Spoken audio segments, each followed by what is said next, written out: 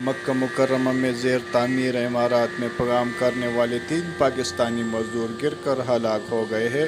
الوطن اخبار کے مطابق مکہ مکرمہ کے حی النسیم علاقے میں واقع زیر تعمیر عمارات میں 3 پاکستانی کارکن کام کر رہے تھے۔ کام کے دوران پاڑ 5ویں منزل سے ٹوٹ گئی جس پر کھڑے ہو کر وہ کام کر رہے تھے۔ زمین پر گرتے ہی تینوں موقع پر ہلاک ہو گئے۔ مکہ مکرمہ پولیس کے تحت العزیزیہ اسٹیشن کو اطلاع دی گئی جس کے اہلکار فوری طور پر موقع پہنچ گئے۔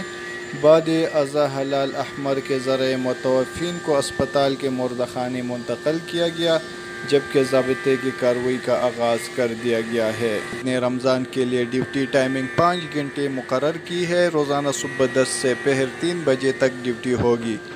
رمضان کے دوران دفاتر میں حاضری دینے والوں کو 3 گروپوں میں تقسیم کیا ہے۔ پہلا گروپ صبح 9:30 بجے سے 2:30 بجے تک ڈیوٹی انجام دے گا۔